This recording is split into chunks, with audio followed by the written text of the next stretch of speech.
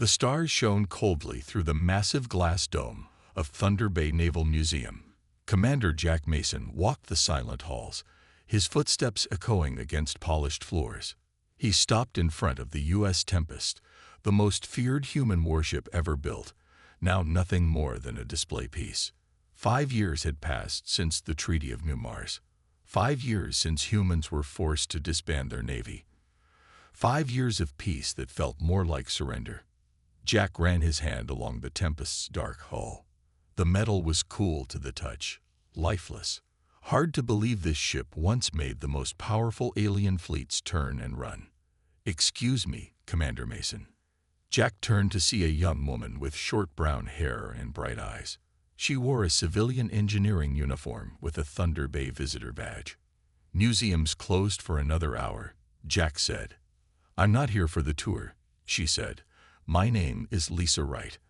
I worked on the decommissioning team for the Tempest." Jack's interest sparked. "You're a bit young for that job. I was an assistant. My mother was lead engineer on the original design team." Lisa glanced around to make sure they were alone.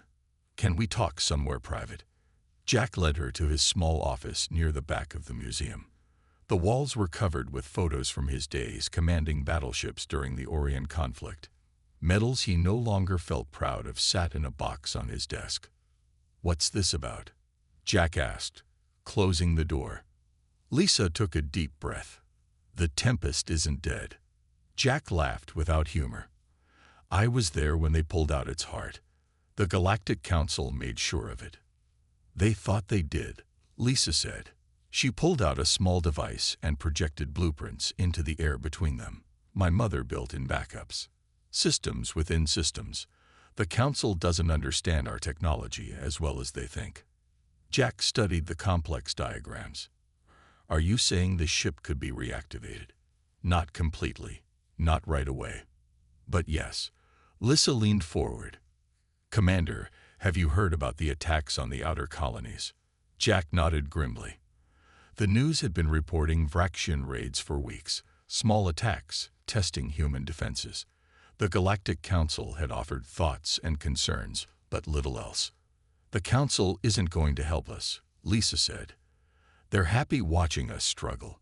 Some of them are probably hoping the Vraxians will finish what the last war started."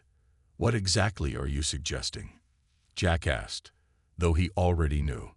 Before Lisa could answer, alarms blared throughout the museum. Red emergency lights flashed in the hallway. Jack's security badge buzzed. He tapped it. "Mason here." "Commander." It was Sergeant Olivia Diaz, head of museum security. "We have 3 unidentified ships entering atmosphere directly above us. They're not responding to hails." "Evacuate the visitors," Jack ordered. "Now." He turned to Lisa. "You should go too." Lisa shook her head. "The Vraxians aren't attacking randomly. They'd know what's here." The building shook as something exploded nearby. Jack looked out his window and saw 3 sleek, predatory ships descending through clouds of black smoke. "They're here for the Tempest," Lisa said. Another explosion rocked the museum, closer this time. Jack made his decision. If there's any chance that ship can still fight, now's the time to find out. He grabbed his old service pistol from his desk drawer. "Come on." They ran through panicked crowds of visitors being led to safety by museum staff. Sergeant Diaz spotted them and changed direction, jogging over with 2 security officers. "Commander, what's happening?" Diaz asked.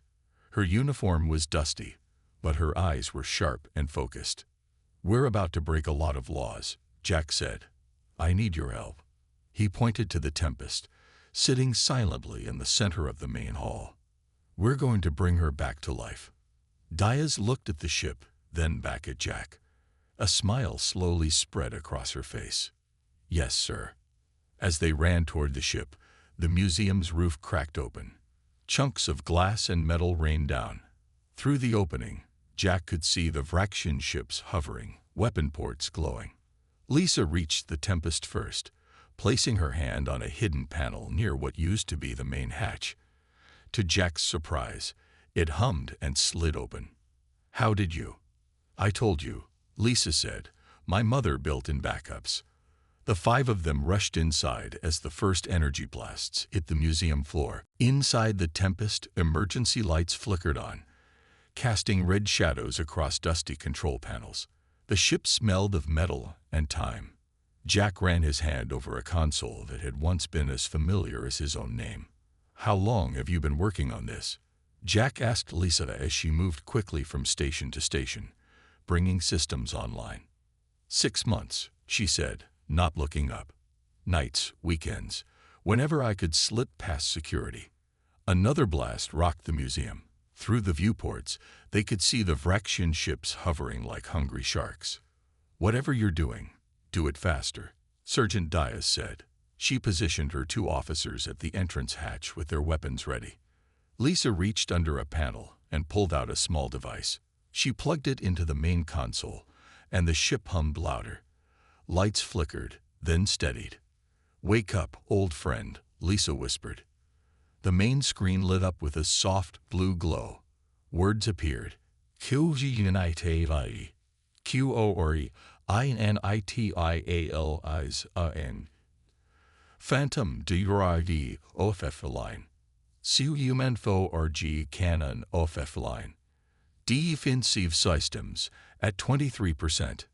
23% will have to do, Jack said.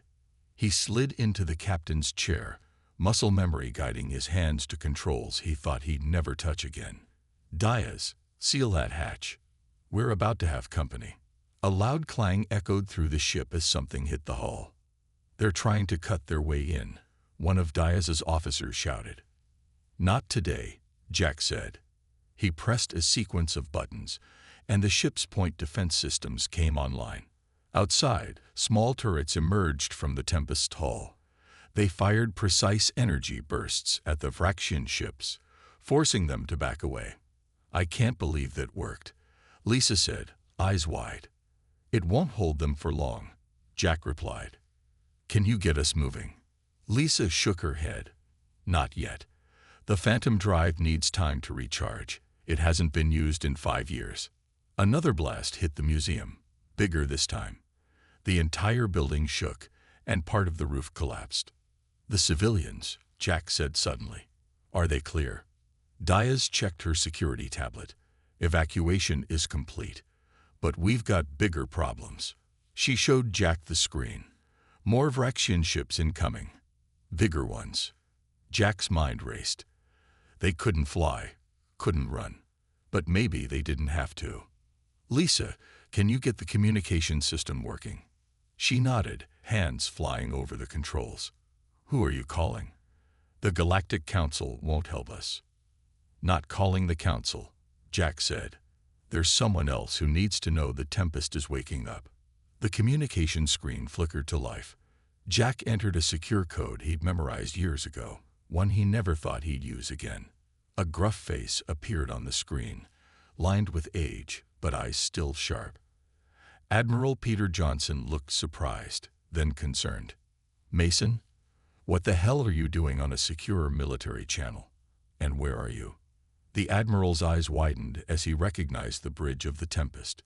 Is this some kind of joke? No joke, sir, Jack said. The Tempest is partially operational, and we're under attack by Vraxian forces. Impossible, Johnson said. That ship was decommissioned under my supervision. Not completely, Lisa cut in. Sir, I'm Lisa Wright. My mother was. Eleanor Wright's daughter, Johnson finished, his expression changing. I should have known Eleanor would leave a back door.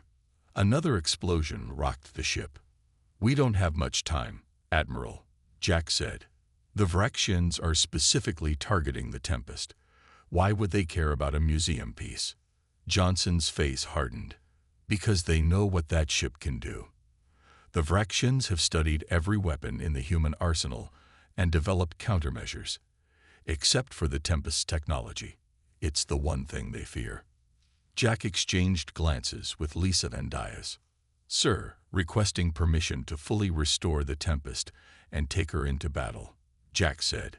Johnson was silent for a long moment. You know what you're asking, Mason. The Galactic Council will call it an act of war, They'll label you criminals, maybe worse. With respect, sir, Jack said, the war has already started. The council just doesn't want to admit it. The admiral nodded slowly. You'll need a crew. I know some people who've been waiting for a chance to fight back.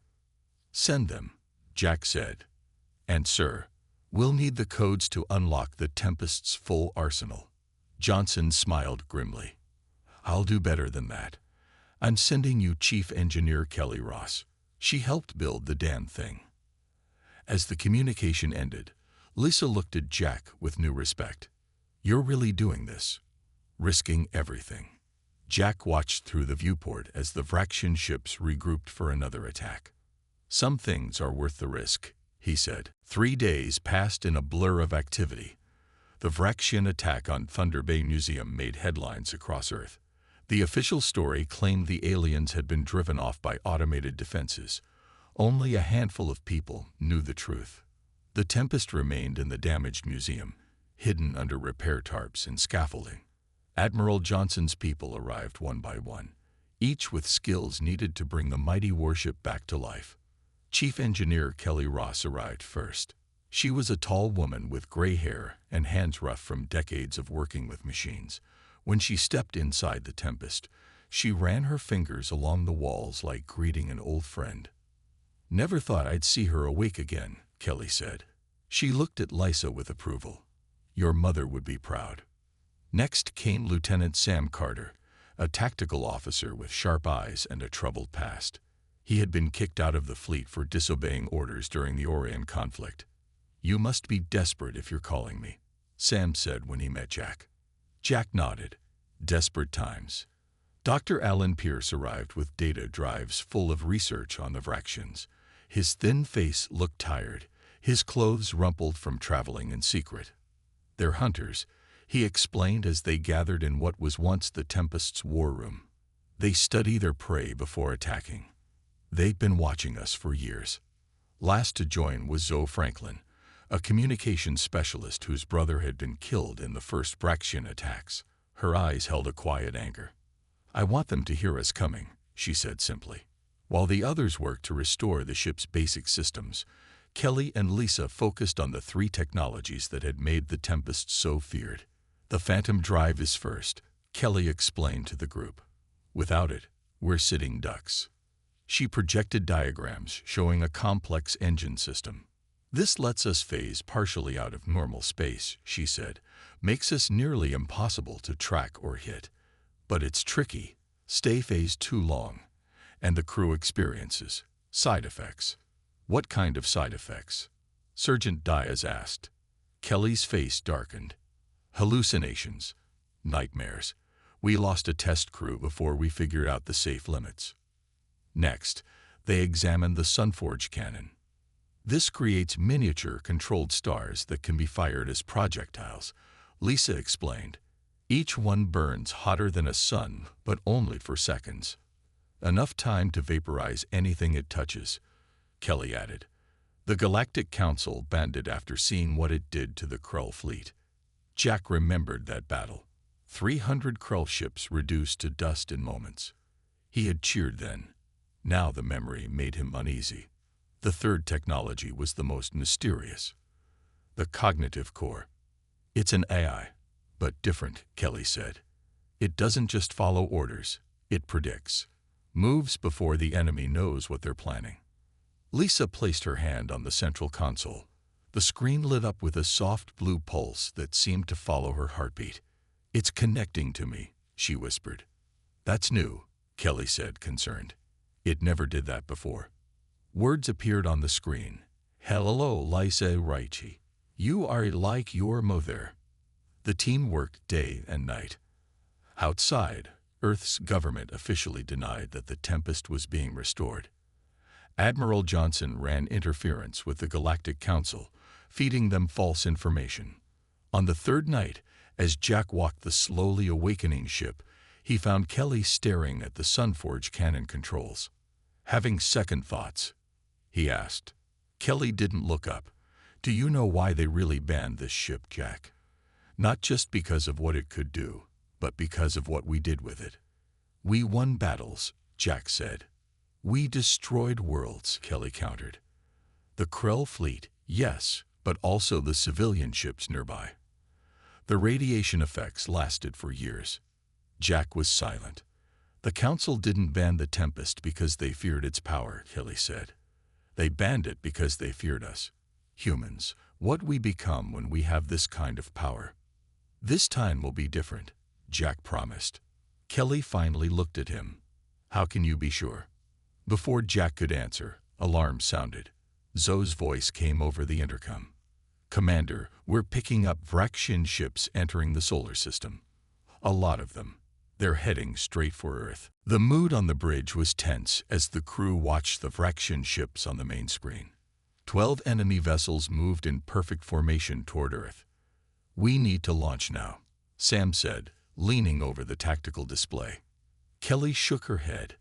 The Phantom drive isn't ready. We need another day, maybe two. We don't have days, Jack said. He looked at each crew member in turn. We go with what we've got.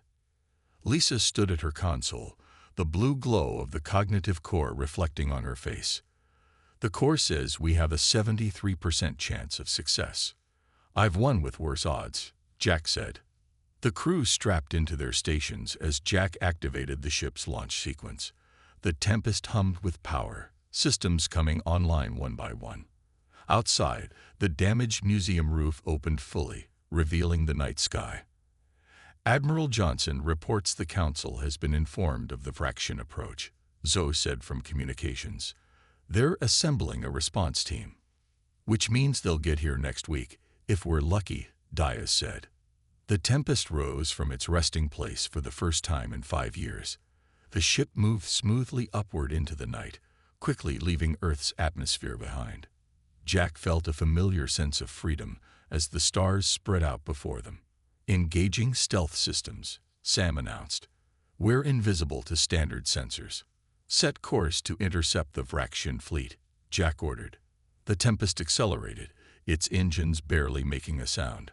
On the tactical display, the human colonies near Earth's orbit appeared as green dots. One of them was flashing red. They're attacking the research station on Europa, Sam said. 300 civilians there. Jack made his decision instantly. Change course. Europa first. The Tempest banked smoothly, its course shifting toward Jupiter's moon. Dr. Pierce studied the enemy ships on screen. They're using a standard attack pattern, he said. 3 ships to disable defenses, 2 for boarding. They're taking prisoners. Why capture humans? Diaz wondered. Information, Pierce replied. Or worse. As they approached Europa, Jack activated the ship-wide comm. This is our first real test. Remember, we're not just fighting for Earth. We're showing the galaxy that humans protect their own. The Tempest dropped out of stealth mode as they entered Europa's space. The 5 Vraxian ships were visible now, their weapons firing on the research station's shields. They haven't seen us yet, Sam said. Element of surprise is ours. Jack nodded. Target their engines only. I want prisoners of our own. Sam's hands danced over the tactical controls. The Tempest's conventional weapons locked onto the nearest Vraxian ship. Fire, Jack ordered.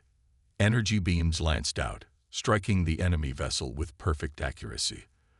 The Vraxian ship spun out of control, its engines dark. Now the other ships noticed them. They turned, weapons charging. Phantom drive at 30% capacity, Kelly reported. Enough for short jumps. Do it, Jack said. The Tempest phased partly out of normal space. The view outside the ship turned ghostly, stars stretching into lines. The Vraxian weapons fired, but their shots passed harmlessly through the partially phased ship. The crew cheered, but Jack noticed Lisa gripping her console tightly, her face pale. Lisa, he asked. The core, she whispered. It's afraid. Before Jack could question her, the Vraxian ships changed formation. Instead of attacking, they surrounded the research station. A message came through on all frequencies, translated automatically by the ship's computers. Human vessel, withdraw, or we kill the colonists. On screen, They could see Vraxian boarding parties had already entered the station. "They're bluffing," Sam said. Jack wasn't so sure. "Lisa," asked the Corps, "what are our options?" Lisa closed her eyes, communing with the ship's eye. When she opened them, they glowed faintly blue. "The Sunforge cannon," she said in a voice that wasn't quite her own. "A precision strike could disable all enemy ships without harming the station." "The cannon isn't fully tested," Kelly warned. "It's our only chance," Jack said. He took a deep breath. "Prepare the Sunforge cannon. Target the lead Vraxian ship." As the weapon charged, the Tempest's lights dimmed. Power flowed to the main cannon. Jack's hand hovered over the firing control. "Let's show them why they banned us," he said. The bridge fell silent as energy built in the Sunforge cannon. Through the viewports, they could see a small point of light forming at the weapon's tip, glowing brighter with each passing second. "Cannon at 60%, Kelly reported, her voice tight with worry. 70, 80. Jack's finger hovered over the firing control. He thought of the Krell ships, how they had turned to dust in seconds. How many lives had been on those ships? How many would be lost if he hesitated now? 95%, Kelly said. "Ready to fire." Jack pressed the control. The Tempest shuddered as a tiny star shot from the cannon. It streaked across space, a miniature sun leaving a trail of burning light. But at the last moment, the Vraxian commander must have sensed the danger. The lead ship attempted to dodge. The star projectile grazed its side instead of hitting dead center. The effect was still devastating. Half the Vraxian ship melted away instantly. The remaining half spun wildly, systems failing. The other Vraxian vessels scattered in obvious panic. "Direct hit," Sam shouted, pumping his fist. But Jack saw something else on the screen. The research station. The near miss had caused a radiation wave that washed over the station's outer section. "Damage report on the station," Jack demanded. Zoe worked her communications panel. "Station reports minimal damage. Outer hull breach in an unpopulated section. No casualties." She looked up, relieved. "The hostages are safe." The crew began to cheer, but Jack noticed Lisa slumped in her chair, blood trickling from her nose. "Lisa!" He rushed to her side. Her eyes fluttered open, still tinged with the core's blue glow. "The connection. It's too strong," she whispered. Kelly helped Jack move Lisa to the medical bay. Dr. Pierce examined her with concern. "The core is merging with her mind," Pierce said. "It's never done this before." Kelly shook her head. "The core was designed to work with the ship's systems, not with people." In the medical bay, Lisa's eyes suddenly opened wide. "They're coming," she said. Back on the bridge, alarms blared. More Vraxian ships had appeared, larger than before. "Battle cruisers," Sam said. "They're charging weapons." The Tempest rocked as the first blasts hit. The shields held, but warning lights flashed across control panels. "Phantom drive at 15%, Kelly reported. "Not enough for a full jump." "The Sunforge cannon needs time to recharge," Sam added. Jack made a quick decision. "Get us behind Europa. We'll use the moon for cover." The Tempest accelerated, taking more hits as it raced toward Jupiter's moon. Once behind Europa, the attack stopped. "They can't fire without hitting the research station," Sam said. "That won't stop them for long," Jack replied. "Options." The crew fell silent. Then a voice spoke from the doorway. Lisa stood there, pale but determined. "The core showed me something," she said. "The Vraxians have a weakness. Their ships communicate through a central system. If we disrupt it, they can't coordinate attacks." "Can we do that?" Jack asked. Lisa nodded. "The core can generate a signal that will overload their communication grid. But we need to get close."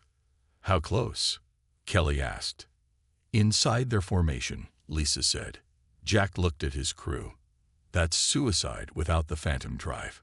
Lisa's eyes glowed blue again. "The core says there's another way. It can redirect power from life support to the phantom drive. Enough for one jump.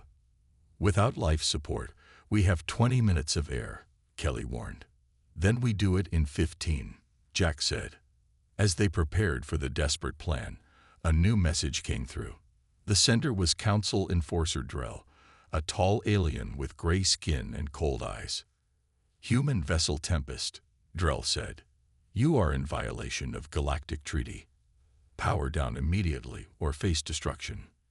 "Perfect timing," Jack muttered. "Tell him we're a bit busy." Zoe muted the transmission. "Sir, there's something else." Admiral Johnson sent a coded message. The Council knew about the Vraxian attacks in advance.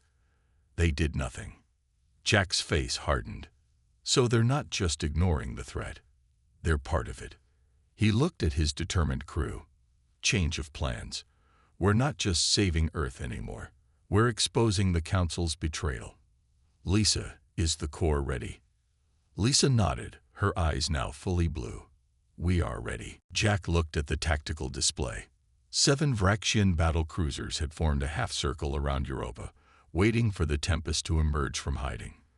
"Life support to Phantom drive transfer ready," Kelly said. She looked worried. "Once I flip this switch, we have 15 minutes of air." "No more." Jack nodded. "Everyone clear on the plan?" The crew nodded back. Their faces showed fear, but also determination. "Lisa, you and the Corps will send the disruption signal as soon as we're in position," Jack said. "Sam, be ready with all weapons. Zoe, record everything. The galaxy needs to see what happens here." Jack took a deep breath. "Now, Kelly." Kelly flipped the switch. Warning alarms blared as life support systems shut down. The air would slowly get thinner, but they had more urgent problems. "Phantom drive at full power," Kelly announced. "Jump in 3, 2, 1. Jack pressed the control. The Tempest phased out of normal space. The stars blurred around them. For a moment, the ship existed between dimensions, neither fully here nor there. Then they reappeared, in the middle of the Vraxian formation. "Now, Lisa," Jack ordered. Lisa placed her hands on the Corps' interface. Blue energy flowed from the console, up her arms, across her face. Her eyes blazed with bright light. "Transmitting," she said, her voice overlapping with something older and more mechanical. A wave of energy pulsed outward from the Tempest. It wasn't visible, but they could see its effects immediately. The Vraxian ship's lights flickered. Their weapons powered down. Their engines stalled. "It's working," Sam shouted. On the main screen, they could see confusion in the Vraxian fleet. Ships drifted aimlessly, unable to communicate with each other. "Weapons hot," Jack said. "Target their engines only. I want prisoners to question." The Tempest's weapons fired in perfect sequence, disabled 5 Vraxian ships in quick succession. The remaining 2 managed to restart their engines and tried to flee. "Don't let them escape," Jack ordered. Sam targeted the fleeing ships, but before he could fire, a new vessel appeared. It was sleek and gray. A Galactic Council enforcement ship, Enforcer Drell's vessel. "Hold fire," Jack said, surprised. "The Council ship is attacking the Vraxians." They watched as Drell's ship fired on the fleeing Vraxian cruisers, destroying them completely. "That's strange," Diaz said. "Why would Drell help us after ordering us to stand down?" Jack had a bad feeling. "Zoe, can you access the communications between Drell and the Vraxians before we jam them?" Zoe worked quickly at her station. "I think so." The Corps captured their frequencies. After a moment, a recording played on the bridge. They heard Drell's voice. "Withdraw immediately. The human ship has weapons we didn't anticipate. Return to base and prepare for the main attack." The crew exchanged shocked looks. "He's working with them," Jack said. "He didn't come to enforce the treaty. He came to help the Vraxians." Jack made a quick decision. "Sam, target Drell's ship. Disable only." The Tempest fired, hitting Drell's engines with precision. The Council ship drifted, powerless. "Zoe, broadcast on all frequencies," Jack ordered. Send our recordings of Drell's communication with the Vraxians to every ship and station in range. Include the footage of their attack on the research station. Broadcasting now, Zoe confirmed. Lisa suddenly collapsed, the blue glow fading from her eyes. Jack caught her before she hit the floor. Lisa, what's wrong? The core, she whispered. It found something in the Vraxian communications. They're not acting alone. Someone else is giving them orders. Who? Jack asked. Before Lisa could answer, Kelly called out urgently, Commander, life support at critical levels. 3 minutes of air remaining. Jack looked at the disabled ships around them. They had won this battle, but at what cost?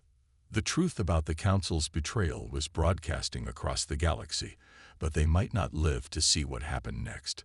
Get us back to the research station, Jack ordered. Maximum speed.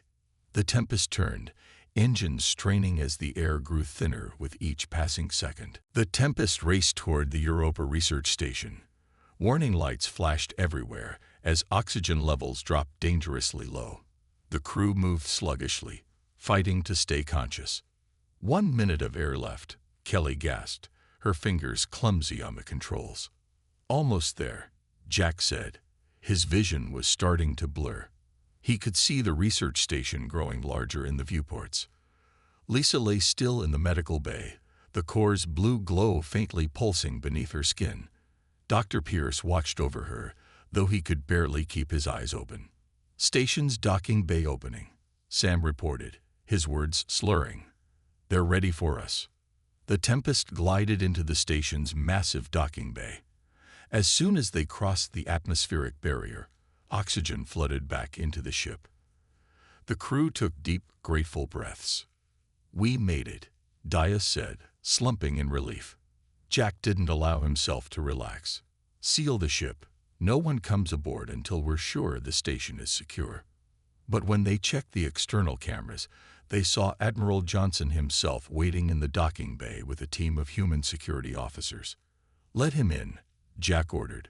The Admiral strode onto the bridge, his uniform crisp despite the crisis. You've stirred up one hell of a hornet's nest, Mason, he said, but he was smiling. Sir, we have evidence that Council Enforcer Drell is working with the Vraxians, Jack said. Johnson nodded grimly. We know. Your broadcast reached Earth an hour ago. The Council is in chaos. Half the member species are demanding investigations. The other half are calling it human propaganda. What happens to us now? Jack asked. To the Tempest. That's being decided as we speak, Johnson said. But you should know, 3 more Vraxian fleets have been detected heading for key human colonies. This isn't over. A weak voice called from the doorway. Lisa stood there, supported by Dr. Pierce. The blue glow in her eyes had dimmed but not disappeared. It's bigger than the Vraxians, she said. The core found the truth in their communications. Everyone turned to listen. The Ascendancy, Lisa said. The oldest species on the Council. They've been using the Vraxians as proxies. They've done it before with other aggressive species. Why? Johnson asked. To eliminate rivals, Lisa explained. The Ascendancy sees humans as a threat. Our technology evolved too quickly. The ban on the Tempest wasn't about peace. It was about keeping us weak. The bridge fell silent as this news sank in. Can you prove this? Johnson finally asked. Lisa nodded slowly. The core captured everything. Centuries of communications, orders, payments. The Ascendancy has been manipulating the Council since the beginning. A new alarm sounded. Sam checked the sensors. Massive fleet incoming, he reported. Ascendancy ships, not Vraxian. They know we've discovered their secret, Jack said. Johnson's face hardened. The station defenses can't hold against an Ascendancy fleet. Jack looked around at his exhausted crew, then at the ship that had brought them this far. The Tempest can. The Phantom Drive needs time to recharge, Kelly warned. What about the Sunforge cannon? Jack asked. Operational, Kelly said. But using it against the Ascendancy would mean war with half the Council. Jack stood straight. They already declared war on us. They just didn't tell us. Johnson studied Jack's face. What are you planning, Commander?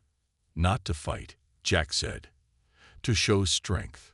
To prove humans aren't easy targets. He turned to his crew. Positions, everyone. We're taking the Tempest out. The crew moved to their stations without hesitation. The ship hummed back to life. Sir, Jack said to Johnson, I need you to take the evidence to the Council. Show them what the Ascendancy has been doing. Johnson nodded. And what will you do? Jack smiled grimly. Remind them why they banned this ship. The Tempest rose from the docking bay as the Ascendancy fleet appeared on the horizon of Europa. Thousands of ships, ranging from small fighters to massive dreadnoughts. Sunforge cannon ready, Kelly reported. All frequencies open, Zoe added. Jack took a deep breath and spoke. His words would reach every ship in the system. Attention Ascendancy Fleet. This is Commander Jack Mason of the human warship Tempest. We know what you've done. The galaxy knows. Turn back now. The lead Ascendancy ship fired a warning shot that passed close to the Tempest. So be it, Jack said quietly. Lisa, show them what we can do.